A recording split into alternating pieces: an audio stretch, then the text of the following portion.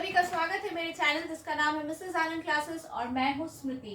तो आज हम लोग करने जा रहे हैं साउंड चैप्टर, उसका पार्ट 1। इससे पहले मैंने वर्क एंड एनर्जी पे वीडियो बनाया है, तो काइंडली आप जाके वॉच कर ले। और उससे भी पहले मैंने बहुत सारे चैप्टर्स पे वीडियोस बनाए हैं। साइंस क्लास 9 CBSE बोर्ड का NCERT बुक का साइंस बुक का मैंने चैप्टर्स को पढ़ाया। मैं ये बुक को पूरा पढ़ाऊंगी, ठीक है। तो चलिए स्टार्ट करते हैं। Every day we hear sounds from various sources like humans, birds, whales. तो देखिए साउंड क्या है। हाँ, अभी मैं जो बोल रही हूँ वो भी एक साउंड है, वो आपको सुनाई दे रहा है, ठीक है। जो सुनाई देता है ना उसे साउंड बोलते हैं, ठीक है। कोई साउंड होगा तभी वो सुनाई देता है हमारे को, ठीक है। हमारे ईयर्स को वो हम लोग सुन पाते हैं ईयर्स के थ्रू, ठीक है। We have talked about mechanical energy in the previous chapters. Mechanical energy के बारे हमने पढ़ा था। जैसे लास्ट क्लास में हमने पढ़ा था कि kinetic energy plus potential energy जो होता है वो कांस्टेंट होता है, ठीक है।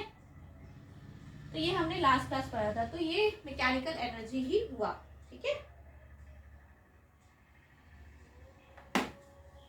तो अब हम लोग देखेंगे अभी इस चैप्टर में प्रोडक्शन ऑफ साउंड कैसे होता है, साउंड को कैसे प्रोड्यूस करते हैं, ठीक है।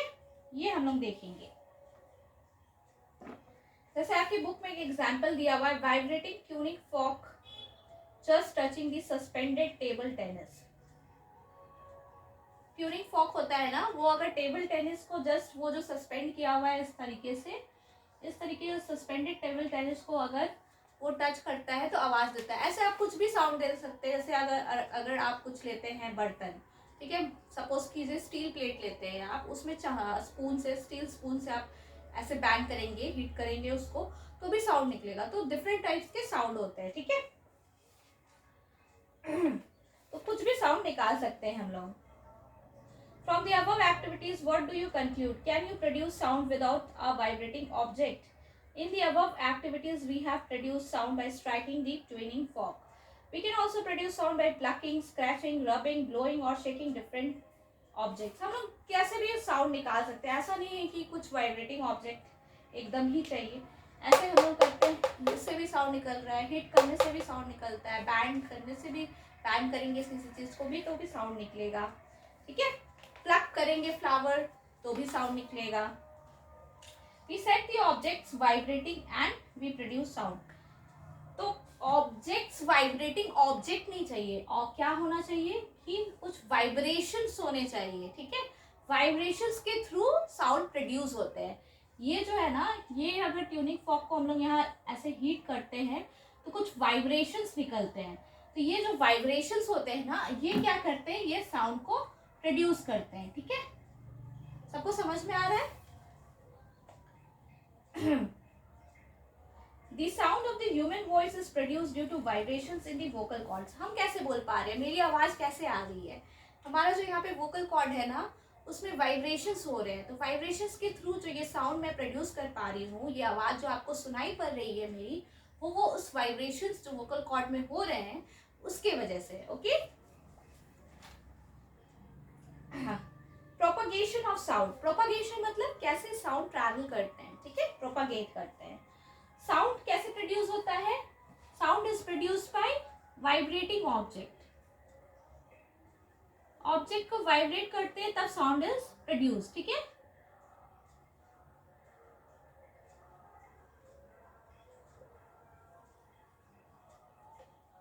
ऑब्जेक्ट को वाइब्रेट करते हैं तब साउंड प्रोड्यूस होता है, ठीक है।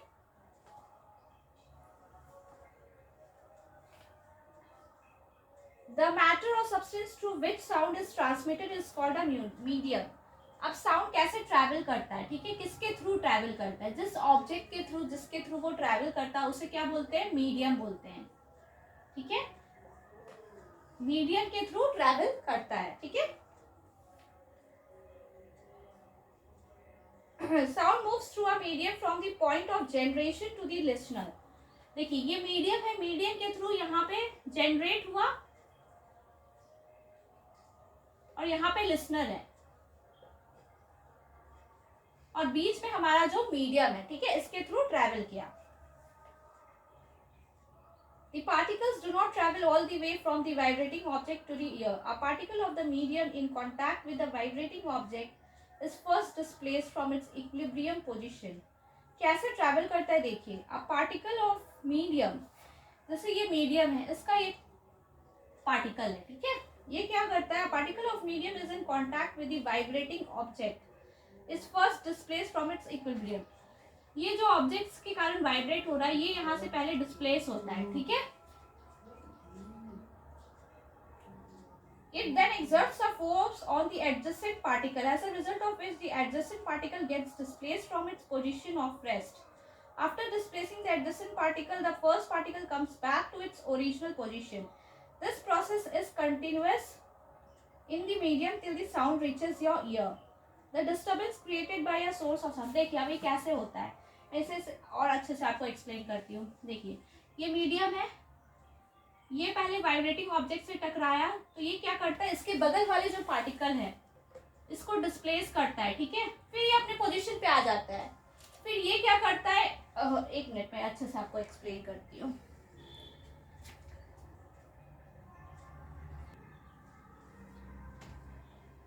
देखिए ये मान लीजिए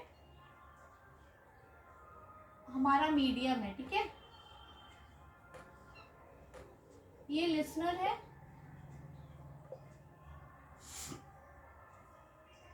ये पॉइंट ऑफ जनरेशन है, ठीक है.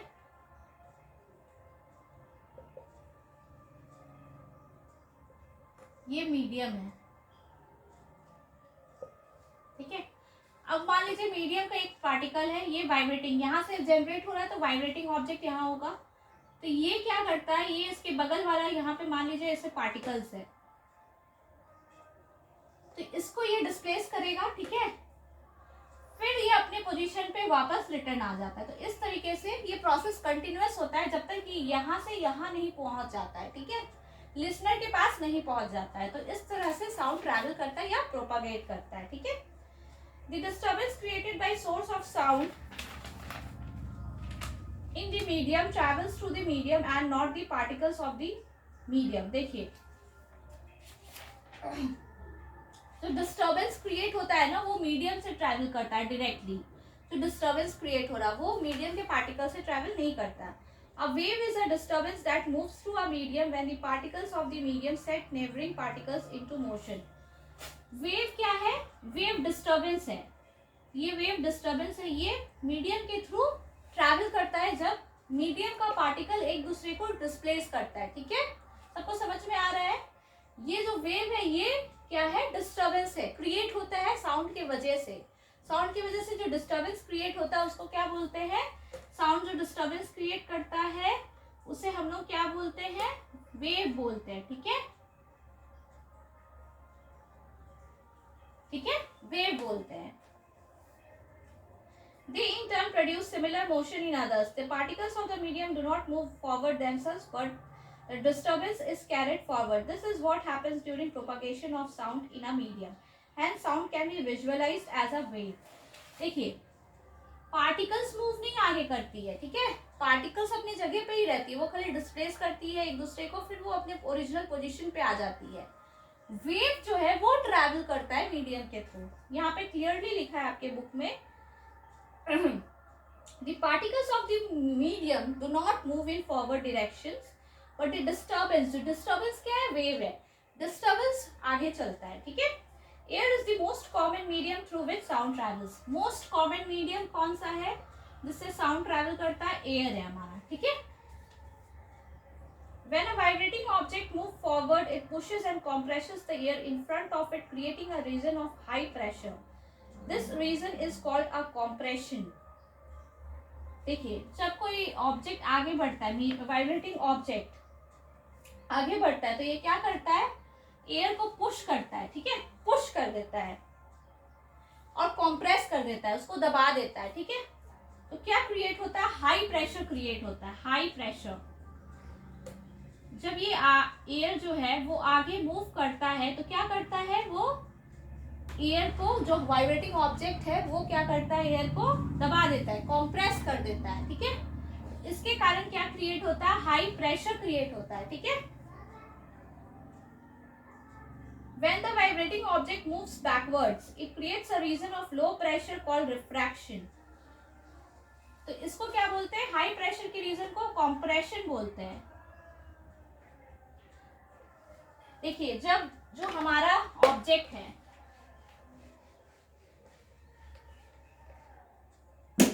मान लेते हैं ये वाइब्रेटिंग ऑब्जेक्ट है, ठीक है.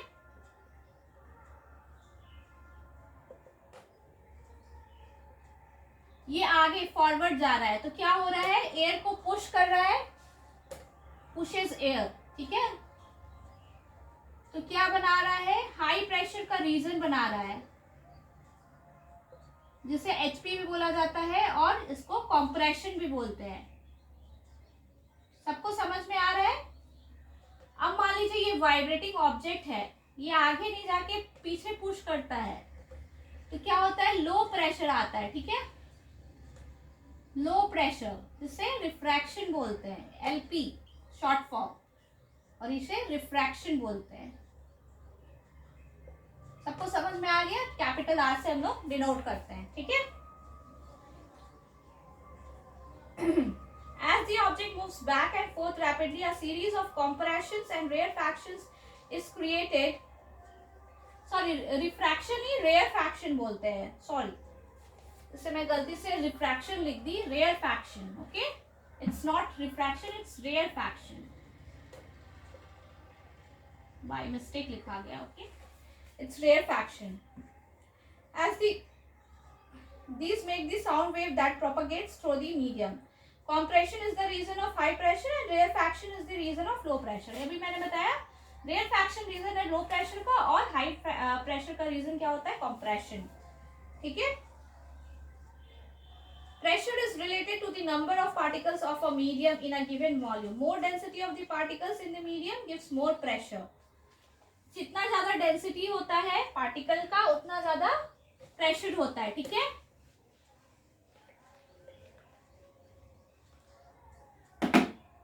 जैसे डेंसिटी ज्यादा होता है तो क्या होता है? प्रेशर भी ज्यादा होता है. Density of the particles, medium का जो पार्टिकल्स है उसकी डेंसिटी अगर ज्यादा होती है तो प्रेशर भी ज्यादा होता है, ठीक है. Thus, propagation of sound can be visualized as propagation of density variations or pressure variations in the medium. तो हम लोग कैसे बोल सकते हैं प्रोपागेशन ऑफ साउंड को? प्रेशर वेरिएशन, मान लीजिए ये हाई प्रेशर है, ये लो प्रेशर है, तो प्रेशर वेरिएशन को बोल सकते हैं ऐसे प्रोपागेट करता है, या फिर ये भी बोल सकते हैं डेंसिटी वेरिएशन का भी इक्वल टू होता है साउंड प्रोपागेशन, ठीक है.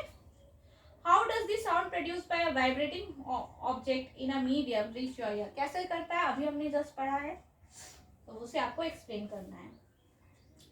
फिर लिखता है sound needs a medium to travel. Obviously sound तो एक मीडियम ले रहा है तभी ट्रैवल कर रहा है. तो साउंड है क्या आखिर? साउंड क्या है? Okay, sound is a mechanical wave and needs a material medium like air, water, steel etcetera for its propagation. अभी हमने पढ़ा ये क्या है? मैकेनिकल है. इसे क्या चाहिए होता है? मीडियम चाहिए होता है. क्या मीडियम हो सकता है? मोस्ट कॉमन मीडियम तो हमारा एयर है, वाटर भी हो सकता है, स्टील भी हो सकता है, ठीक है, एक्सेट्रा. ये मैकेनिकल वेव होता है, जो वेव के बारे में अभी हमने पढ़ा है, साउंड कैसे प्रोपागेट करता है, तो मीडियम चाहिए होता है, ठीक है. जैसे आपके example, it can not travel through vacuum. Vacuum में साउंड नहीं ट्रैवल कर सकता है, ठीक है. जैसे एक्सपेरिमेंट में आपका बताया गया है, take an electric bell and air tight bell jar, glass bell jar. The electrical bell is suspended inside the airtight bell jar. The bell jar is connected to a vacuum pump. ठीक है, देखिए इसमें क्या explain किया गया है. Vacuum में नहीं ट्रैवल कर सकता, ठीक है.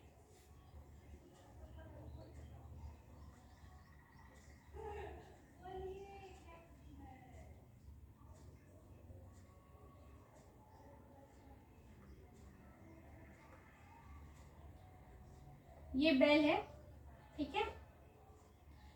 Electric bell is suspended inside the airtight bell jar. The bell jar is connected to a vacuum pump. ये जो बेल जार है ये वैक्यूम पंप से कनेक्टेड है, ठीक है।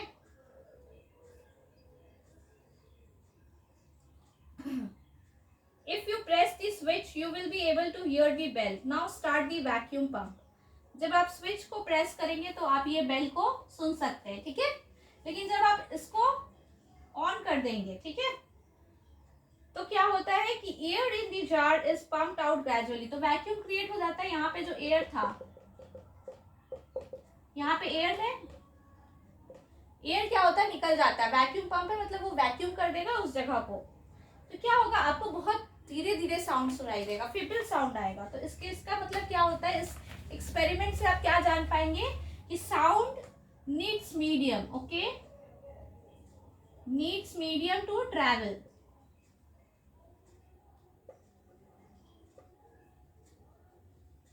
ठीक है, अब इन टेक्स्ट क्वेश्चंस देखते हैं। Explain how sound is produced by a school bell. School bell से कैसे प्रोड्यूस होता है वो भी आप बता सकते हैं। Why are sound waves called mechanical waves. Suppose you and your friend are on the moon, will you be able to hear any sound produced by your friend. Moon में है तो क्या आप अपने फ्रेंड का साउंड सुन पाएंगे? Yes, अगर वहां पे एयर मौजूद होगा तो ऑब्वियसली, अगर एयर मौजूद नहीं होगा, कोई मीडियम नहीं होगा, तो आप नहीं सुन पाएंगे, ठीक है। Sound waves are longitudinal waves, ये हम लोग देख लेते हैं, ठीक है, क्या होता है साउंड वेव्स।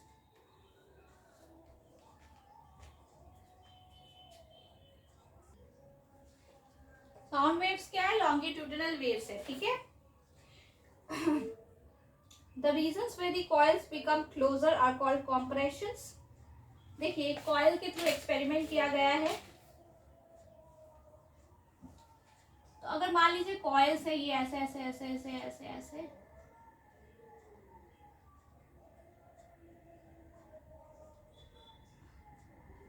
ठीक है, इस टाइप से है, तो यहाँ पे बहुत ज्यादा क्लोज है तो यहाँ पे कॉम्प्रेशन आएगा, यहाँ पे दूर है तो यहाँ पे रेयरफैक्शन आएगा, ठीक है। ओके, आप सभी को समझ में आ रहा है ना?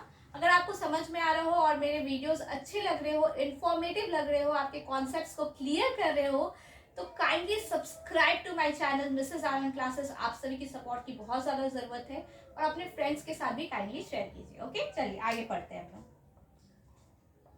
And the regions where the coils are further apart are called rarefactions, जो मैंने आपको बता दिया।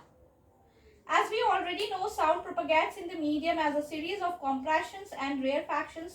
Now we can compare the propagation of disturbance in a slinky with the sound propagation in the medium. These waves are called longitudinal waves. ये जो waves है ना, ये जो waves के through sound travel करता है, इसे क्या बोलते हैं? Longitudinal waves बोलते हैं, ठीक है।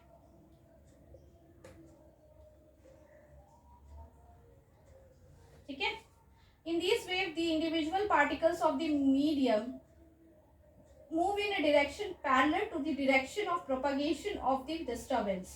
देखिए जो पार्टिकल है ना वो कैसे मूव करती है, जिस डायरेक्शन में साउंड प्रोपागेट कर रहा है, ठीक है, उसी डायरेक्शन में पार्टिकल्स मूव कर रही है, इसीलिए इसको बोलते हैं लॉन्गिट्यूडिनल वेव्स बोलते हैं, ठीक है। The particles do not move from one place to another, but they simply oscillate back and forth. Particles move नहीं करते हैं, वो सिंपली वाइब्रेट करते हैं और दूसरे को पोजीशन से हटाते, फिर डिस्प्लेस करते, फिर ओरिजिनल पोजीशन पे आ जाते हैं। There is also another type of waves. This is exactly how a sound wave propagates. Hence, sound waves are longitudinal waves. क्यों longitudinal waves है? क्योंकि जो waves के particles हैं वो उसी डायरेक्शन में मूव करते हैं, पैरेलल होते हैं direction of propagation of disturbance, ठीक है, डिस्टर्बेंस के जगह पे पैरेलल होते हैं, ठीक है। पार्टिकल जो मूव करते हैं वो डिस्टर्बेंस के साथ पैरेलल होते हैं, वो हमने पहले ही पढ़ा था। There is also another type of wave भी होता है जिसे हम लोग ट्रांसवर्स वेव करते हैं। In a transverse wave particles do not oscillate along the direction of wave propagation but oscillate up and down about their mean position. देखिए एक लॉन्गिट्यूडिनल वेव होता है, एक ट्रांसफर वेव होता है। ट्रांसफर लॉन्गिट्यूडिनल वेव में क्या होता है, इस डायरेक्शन में अगर साउंड प्रोपागेट कर रहा है या डिस्टरबेंस है तो पार्टिकल्स भी इसी वेव में, इसी डायरेक्शन में प्रोपागेट करेगी। ठीक है, पार्टिकल भी इधर ही होगा, डिस्टरबेंस भी इधर ही होगा। बट अगर मान लीजिए ये ट्रांसवर्स वेव है, अगर ये ट्रांसवर्स वेव है तो यहाँ पे पार्टिकल अप मूव करेगी, ऑसिलेट डाउन, अप अपने मेन पोजीशन से अप डाउन। ठीक है, तो इस टाइप के वेव को क्या बोलते हैं, ट्रांसवर्स वेव बोलते हैं। ठीक है, thus a transverse wave is the one in which the individual particles of the medium move about their main positions in a direction perpendicular to the direction of wave propagation। Wave इस direction में propagate हो रहा है और ये particles इस direction में। यहाँ पे जो इंडिविजुअल पार्टिकल्स है वो प्रोपागेट होती है, यहाँ पे इंडिविजुअल पार्टिकल्स नहीं प्रोपागेट होती हैं। ठीक है, when we drop a pebble in a pond, the waves you see on the water surface is an example of transverse wave. Light is a transverse wave, but for light the oscillations are not of the medium particles or their pressure or density. It is not a mechanical wave. You will come to know more about transverse waves in higher classes। Transverse wave के बारे में हम लोग higher classes में पढ़ेंगे। अगर कोई आप पत्थर फेंकते हैं पॉन्ड ये वाटर में सीधा, तो वो क्या होता है, वो ट्रांसफर वेव क्रिएट करता है, क्योंकि पार्टिकल्स ऊपर नीचे अप एंड डाउन ऑसिलेट करते हैं perpendicular to the direction propagation of sound. ठीक है, तो कैरेक्टरिस्टिक्स ऑफ अ साउंड क्या होता है, we can describe a sound wave by its frequency, amplitude and speed. हम लोग साउंड को कैसे डिस्क्राइब करते हैं, कैरेक्टरिस्टिक्स क्या होता है,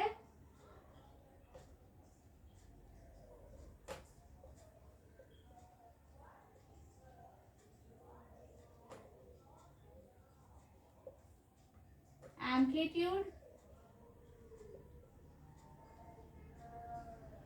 ठीक है, फ्रीक्वेंसी और स्पीड, ये तीन चीज से हम लोग कैरेक्टरिस्टिक्स है ये साउंड का। ठीक है, तो इसके बारे में डिटेल में हम लोग नेक्स्ट वीडियो में देखेंगे, पार्ट 2। आज मैंने पार्ट 1 कवर किया और पार्ट 2 में ये चैप्टर को मैं कंप्लीट कर दूंगी आपका। ठीक है, तो हम लोग नेक्स्ट क्लास में कैरेक्टरिस्टिक्स ऑफ साउंड देखेंगे। ठीक है, साउंड वेव देखेंगे और बाकी भी आगे हम लोग कंप्लीट करने का कोशिश करेंगे। ठीक है, तो चलिए हम लोग नेक्स्ट क्लास में मिलते हैं। अगर आप सभी को अच्छा लग रहा हो तो kindly subscribe to my channel Mrs Anand classes, और मेरे सारे वीडियोस को आप देख सकते हैं, जाके सब्सक्राइब कर लीजिए, अपने फ्रेंड्स के साथ शेयर कर लीजिए और काइंडली अच्छे से देख लीजिए। Okay, all the very best for exams.